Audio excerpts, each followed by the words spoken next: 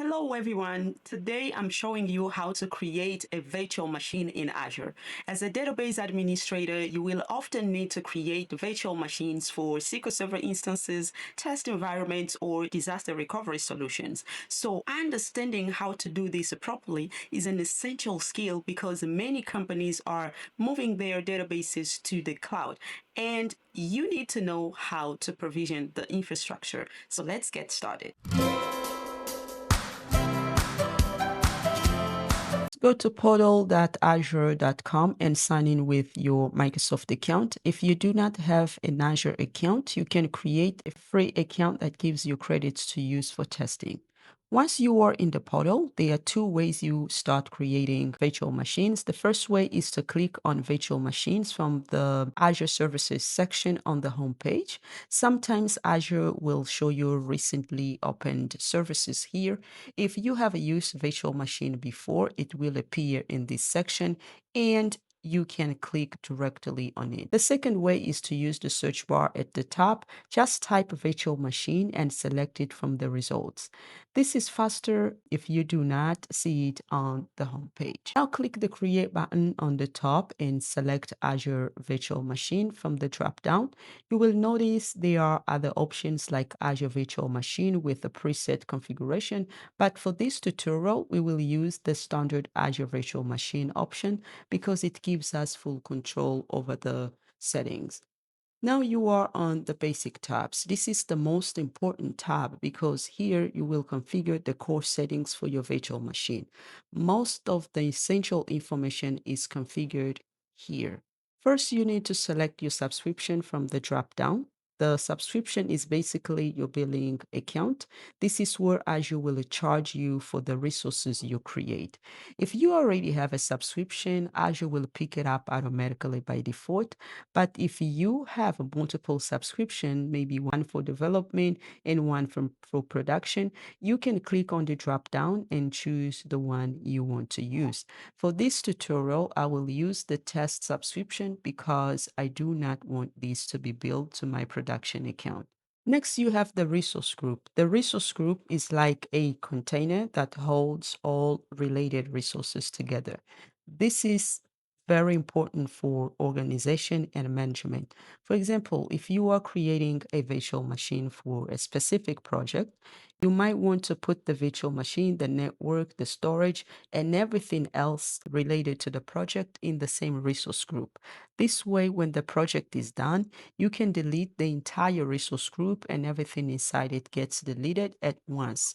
This makes the cleanup much easier. If you already have a resource group that you want to use, you can select it from the drop down. But if you want to create a new one, click Create New One. For this tutorial, I will create a new resource group and name it demo-rg. So type demo-rg and click OK. Now you need to assign a name to your virtual machine. This is important because you need to follow a naming convention that makes sense for your organization. In many companies, they have a specific naming convention. For example, you might use something like environment-app.number, such as a prod-SQL-01 for the first production SQL Server, or dev-app-2 for the second development application server. For this tutorial, I will name it demo-vm.01. This tells me this is the demo machine and it is the first one. For the region, you need to choose the physical location where your virtual machine will be created. Azure has data centers all over the world. The region is important for two reasons. First, you want to choose a location that is close to your users to reduce latency. If your users are in the United States, you should choose a US region. If they are in Europe, choose European region. And second, pricing can vary slightly between regions. Sometimes you might choose a cheaper region if latency is not critical. I will select East West because that is the closest region to me. But if Azure did not pick the right region for you, you can click the drop down and choose from many options like West US, West US 2, and many more. Next, you have availability options. This setting determines how redundant and highly available your virtual machine will be. No infrastructure redundancy required means you have a single virtual machine with no backup. If the physical server fails, your virtual machine goes down. This is fine for testing or development, but not for production.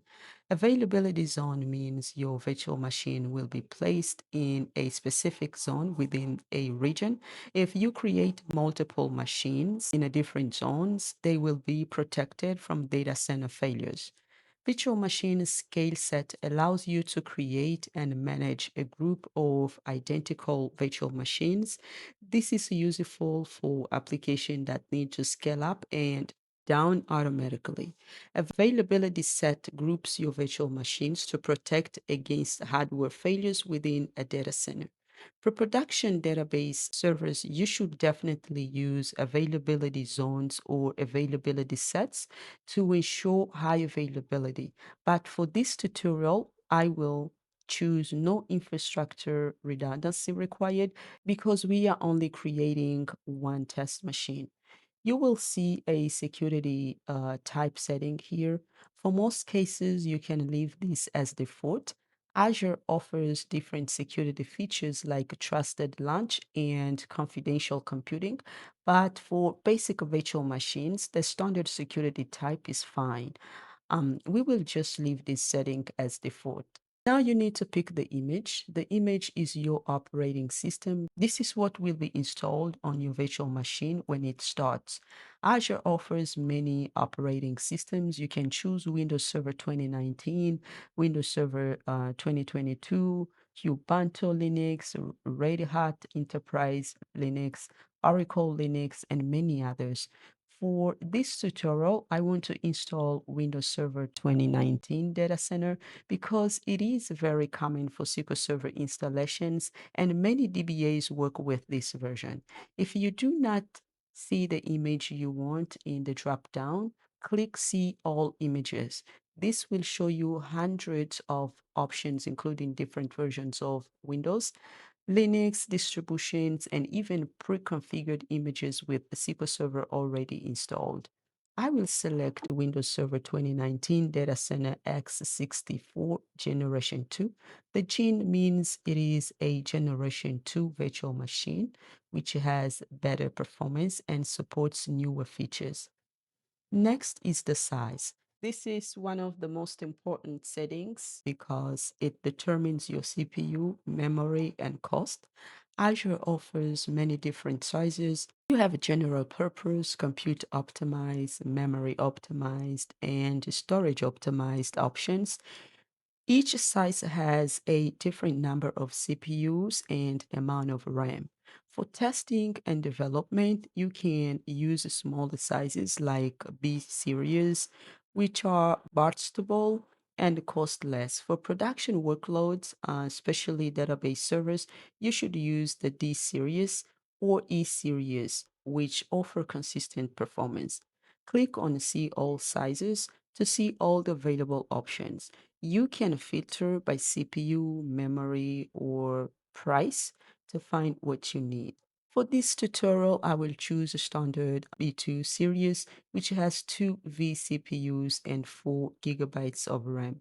This is good size for basic workloads and testing. It costs less, so I can run it for a few hours without spending too much money. If I were creating a production SQL server, I would choose something like standard D4 series V3 or larger depending on the database workload. Now you need to create an administrator account. This is the username and password you will use to log into the virtual machine once it's created. Make sure to write down these credentials somewhere safe because you will need them later. If you forget the password, you can reset it, but it's easier to just save it now. For the username, I will use Azure Admin. You can use any name you want, but avoid using admin or administrator because those are common and less secure. For the password, create a strong password that meets the requirement. It needs to be at least 12 characters with uppercase, lowercase numbers, and special characters. Type the password and then confirm. Now we have inbound port rules. This setting controls which network traffic is allowed to reach your virtual machine from the internet. If you select none, no inbound ports will be open, which means you will not be able to connect to the virtual machine from outside Azure. This is very secure but not useful for most scenarios. If you select allow selected port, you can choose which ports to open. This is what we want because we need to connect to the virtual machine using remote desktop. For Windows machines, you need to allow RDP, which is remote desktop protocol on port 3389. This allows you to connect to the Windows desktop remotely. For Linux machines, you would choose SSH, which is port 22. This allows you to connect to the Linux terminal remotely. Select allow selected ports and then choose RDP 3389 from the dropdown. Now I have important note. In production environments, you should not allow RDP from the internet to all IP addresses because this is a security risk. Instead, you should restrict access to specific IP addresses or use a VPN or Azure Bastion. For this demo, we will allow it from anywhere to make it simple. At the bottom, you will see an option that says, I confirm I have an eligible Windows Server license with a software assurance or Windows Server subscription to apply this Azure hybrid benefit. If you already have a Windows Server license from on-premises environment, you can check this box and save money by using Azure hybrid benefits. But if you do not have existing licenses, leave this unchecked and Azure will charge you for the Windows license as part of the virtual machine cost. For this tutorial, I will leave it unchecked. Now click Next, Discuss to continue. On the Disks tab, you configure your storage. This is where you decide what type of disk to use and how many storage you need. The Always disk is where Windows will be installed. Azure automatically selects a default size based on the image you choose. You can change the disk size if you need more space. Click on the drop down and you will see options like 128 gigabytes, 256 gigabytes, or 512 gigabytes, and so on. For most basic installation, the default size is enough. Windows Server needs about 30 to 40 gigabytes for the operating system, so 128 gigabyte disk gives you plenty of extra space. For this tutorial, the default size is fine, so I will not change it. This is very important setting. The always disk type determines the performance and the cost of your storage. Azure offers three main types. Standard HDD is the cheapest option. It uses traditional hard disk drives and is slower. This is only good for workloads that do not need fast disk performance, like file servers or backup. Standard SSD uses solid state drives and is much faster than HDD. The cost is moderate. This is good for development and test environments where you need decent performance but do not want to pay for premium.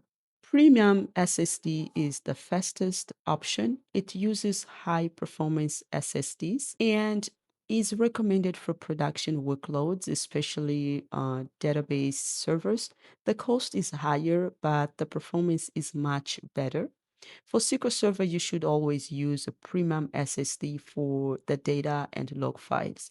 For this tutorial, I will choose a premium SSD, even though this is a test machine. I'm choosing this because I want to show you the best practice and also because I will delete this machine soon, so the extra cost does not matter. You can also add additional data disks if you need more storage. For example, if you are installing SQL Server, you would add separate disk for the data files, log files, and tempdb. But for now, we will skip this and just use the OS disk. All the other options on this tab are fine as default. So click Next Networking to continue. On the networking tab, you configure how your virtual machine connects to the network and the internet. Azure automatically creates several network resources for you, including a virtual network, a subnet, a public IP address, and a network security group. A virtual network is like your private network in Azure. All your virtual machines and other resources connect to this network to communicate with each other. Azure automatically creates a virtual network and gives it a name. If you do not like the name, you can click Edit Virtual Network and change it to something more meaningful. For this tutorial, I'm happy with the default name, so I will leave it as is. A subnet is a subdivision of the virtual network. It allows you to organize your resources into small groups. For example, you might have one subnet for web servers, another subnet for database servers, and another for management services. This helps with organization and security. Azure creates a default subnet for you. If you want to change it, you can click Edit Subnet. For this tutorial, the default is fine. The public IP address is what allows you to connect to your virtual machine from the internet. Without a public IP address, you could only access the virtual machine from the inside Azure. Azure automatically creates a public IP address and assigns it to your virtual machine. You can see the name here. If you do not want a public IP address, you could change this to none, but then you would need to use a VPN or Azure Bastion to connect to the virtual machine. For this tutorial, we need a public IP address so we can connect using remote desktop, so I will leave it as is. The network security group is like a firewall. It controls which traffic is allowed to reach your virtual machine and which traffic is blocked. Azure automatically creates a network security group with a rule that allows RDP traffic on port 3389 because we selected that option on the basic tab. You can add more rules later if you need to allow other types of traffic like HTTP or HTTPS for a web server or a port 1433 for SQL Server. At the bottom, you will see an option that says delete public IP and IC when VM is deleted. I always like to check this option because it makes cleanup easier. When you delete the virtual machine, Azure will automatically delete the public IP address and the network interface as well. If you do not check this, those resources will stay behind and you will have to delete them manually and they might still cost you money. I will check this option. All the other settings on this tab are just fine. Click Review plus Create at the bottom. Is running a final validation to make sure all your settings are correct and there are no errors. You will see a message that says validation passed if everything is okay. If there is a problem, Azure will show you an error message and tell you what needs to be fixed. On this page, you can review a summary of everything you configured. You can see the subscription, resource group, region size, image, networking setting, everything else. You will also see estimated cost.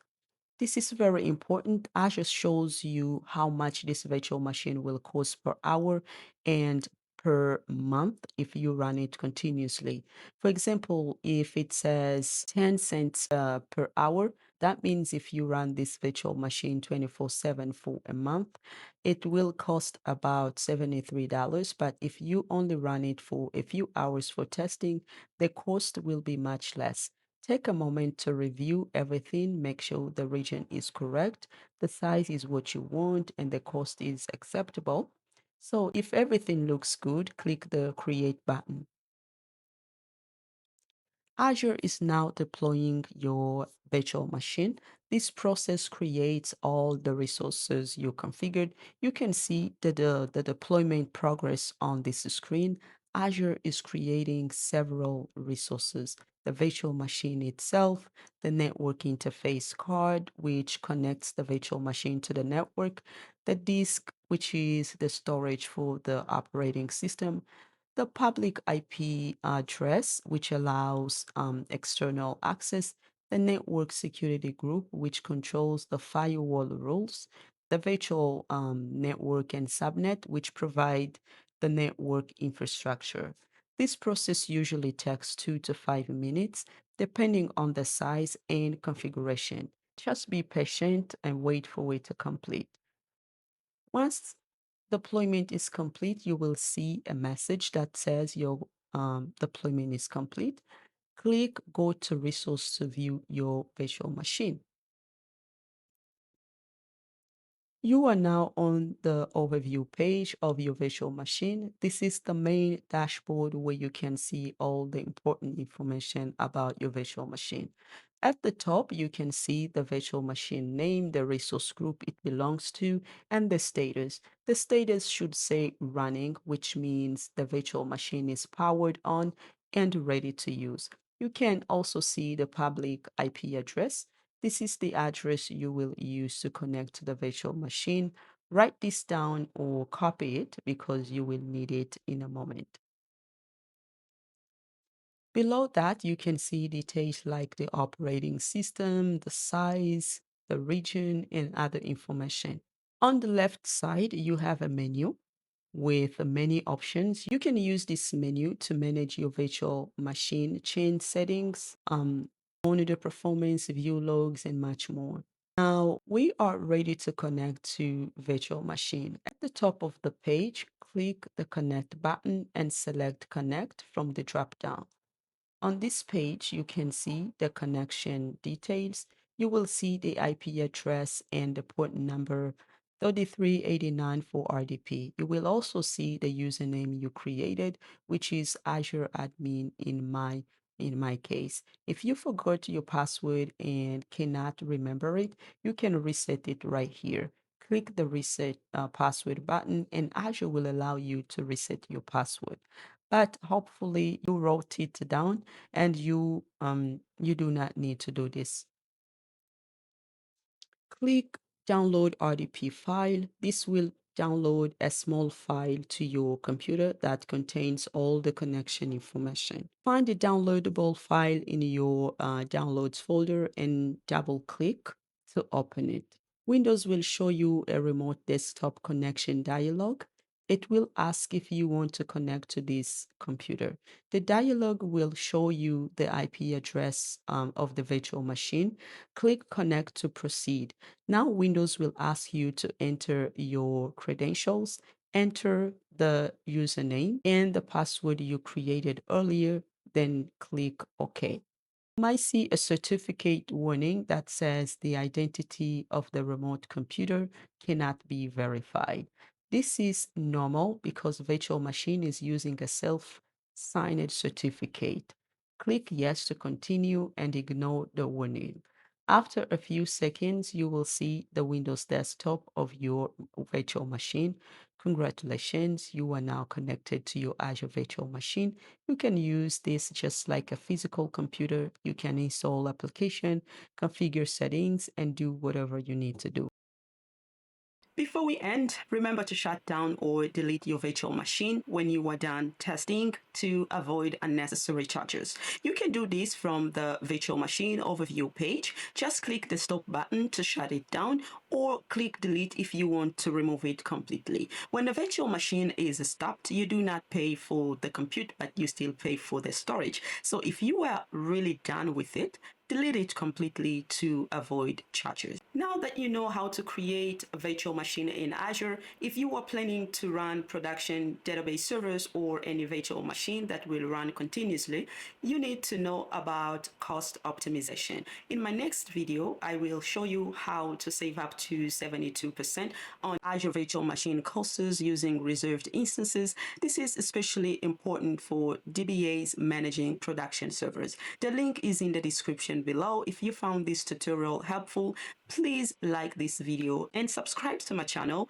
for more Azure and database administration content. Thank you for watching, and I will see you in the next video.